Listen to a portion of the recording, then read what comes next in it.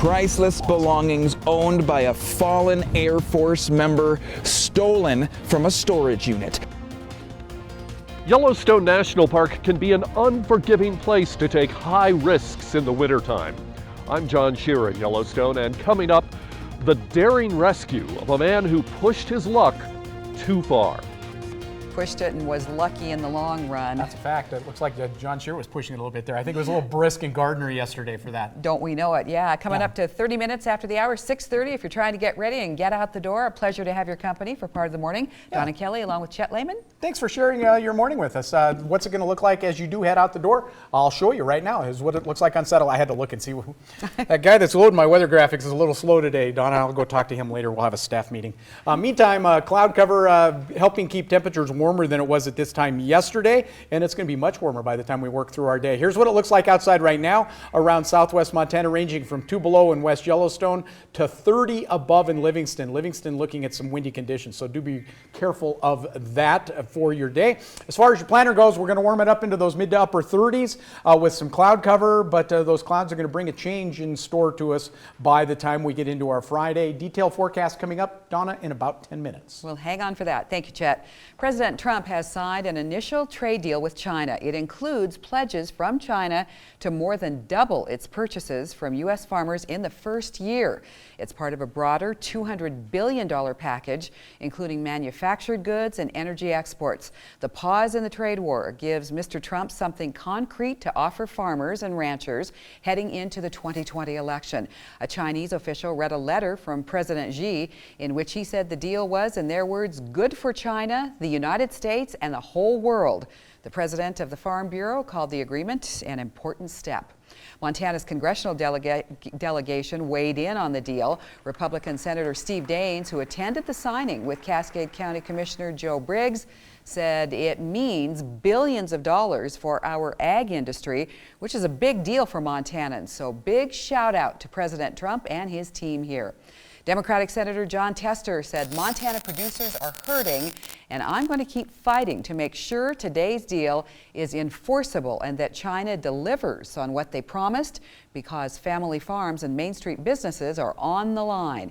And Republican Representative Greg Gianforte called the deal a win for Montana agriculture, manufacturing, and businesses. He went on to say, in his words, it dramatically expands American ag exports to China, levels the playing field by ending China's unfair trade practices, and keeps China accountable to hold up their end of the deal. Montana Senator Jon Tester is drawing national attention to the case of missing 16-year-old Selena Not Afraid. In a letter, Senator Tester urges the FBI and Bureau of Indian Affairs to focus all available resources on this case. Not Afraid was reportedly last seen at the rest stop between Billings and Hardin on New Year's Day. This week, crews with the Department of the Interior, BLM, FBI, Tribal, and Bighorn County Sheriff's Department are out searching as they cover ground north of Hardin. According to Bighorn County Victim Witness Specialist Devaney Buffalo, the search includes more areas than just the rest area off Interstate 90. A man is in the hospital after a shooting involving Missoula police yesterday. Shots were fired at a trailer court near Russell Street and Cooley Street after the Missoula Police Department responded to reports of a disturbance. Police responded to the Hollywood trailer court, and when they got there, they met a man who was uncooperative and had a firearm. Officers talked to the man at length and ordered him to drop his weapon multiple times. At one point, shots were fired and the man was injured. Missoula Police Department spokesman Sergeant Travis Welsh says it's too early to determine who fired the shots. EMS responded, officers rendered immediate first aid, and one male has been transported to the hospital. Right now, our investigators are on scene to try to unravel what exactly took place. And because the Missoula Police Department is involved, the investigation is being turned over to the Montana Department of Justice, Division of Criminal Investigation, and the injured man has not yet been identified. A family in Belgrade is looking for help trying to recover some items with a lot of sentimental value. The items were stolen from the family's storage unit. MTN's Cody Boyer talked with the family and has more on their story. Super strong-hearted, super strong-willed. the sweetest man I've ever known. To Sherry and Dan Wubbs, it's a crime that goes further than property value. It's been 6 years, and we have just a few of his belongings left.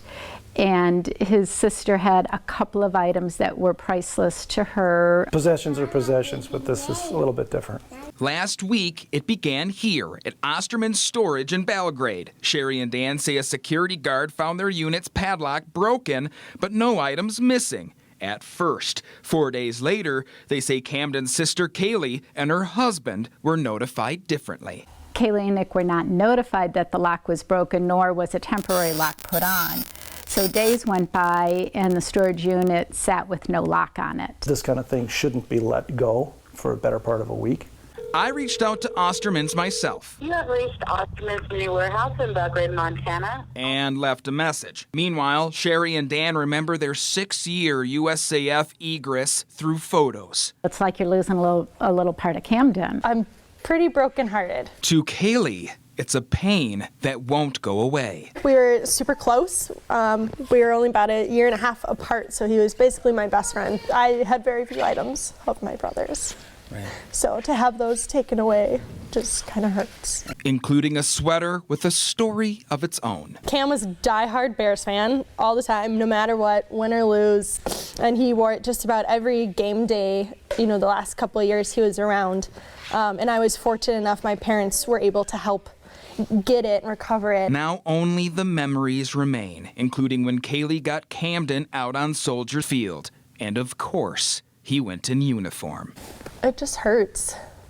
Just hurts to know it's out there, and it's a very special item to me, and no one will ever understand what they took away. A father, a brother, a son, a patriot, and a warrior.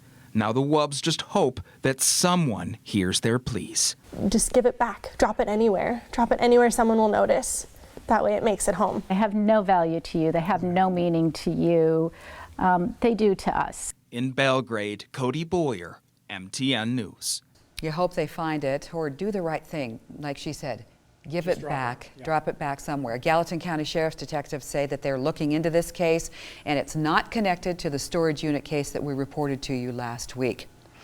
Kobe Woods of Livingston is accused of assaulting 3 corrections officers in the Butte jail on Wednesday night. Woods was arrested on Monday in Butte in connection with stealing a van. Yesterday, police said that he took off his clothes and kicked and punched guards at the jail before they were able to get him under control. No injuries, though, reported. About a week ago, a Yellowstone National Park search and rescue team pulled a man to safety from the Grand Canyon of the Yellowstone. MTN's John Shearer explains how the man got there and how rescuers got him out. It was a difficult and dangerous rescue. Took 4 600-foot ropes. This is as far as you can drive toward the interior of the park at this time of year, unless you're on a guided snowmobile or snow coach tour, or if you are on a self-guided snowmobile tour. And that is where this all begins. He had the gear, had a rope, had crampons, had an ice axe. Dave Christensen from Indiana snowmobiled with a friend to Lookout Point in the Grand Canyon of the Yellowstone and tried to rappel to the bottom. But he made a mistake. 850 feet down to the river. I think his rope was only 360 feet. So Christensen jumped off his rope and scrambled to the river, but he couldn't make it back to the rope. Had to go through, drifts up to 5 feet high. While it's sunny here in the park today, there are dangerous wind chill conditions, not unlike the kind you get frequently in Yellowstone Canyon. Cold, windy day. One expert was lowered to the stranded man. It was a long, slow haul. The volcanic rock in the canyon breaks easily. There's always potential for avalanche danger as well. It took 6 hours to complete the rescue. There were times where they would fall headfirst into the drifts while we're still pulling up. It was a close thing. What makes this place special is its wildness, but it's got to be respected. Now, the canyon had already been in darkness for about 3 hours when the rescue was completed. Powell says the man is lucky to have escaped without injury, or worse. In Yellowstone National Park, I'm John Shearer for MTN News. Christensen has a mandatory appearance in federal court in Mammoth to answer for his violations leading up to the rescue. And officials at Yellowstone National Park say visitation was down for 2019. In fact, it was at the lowest level since 2014. The total number of visitors last year was 4,020,287. That's down a little over 5.5% from the record-breaking year of 2016. That year, the park had more than 4,257,000 visitors. Usually a job interview, pretty nerve-wracking. Well, now you may have to get past artificial intelligence to get a face-to-face with a potential boss. Let's see what's coming up on CBS This Morning. Good morning. Ahead on CBS This Morning, Senate lawmakers are expected to formally accept the articles of impeachment against President Trump today. This as a key player says the president knew exactly what was going on in the pressure campaign against Ukraine. Plus, in our Eye on Earth series, we'll take you to one of the most remote places on Earth, Antarctica, to see how climate change is affecting the penguin population. And only on CBS This Morning, we reveal the newest Songwriters Hall of Fame inductees, and one of them will join us for a special performance. We will see you at 7.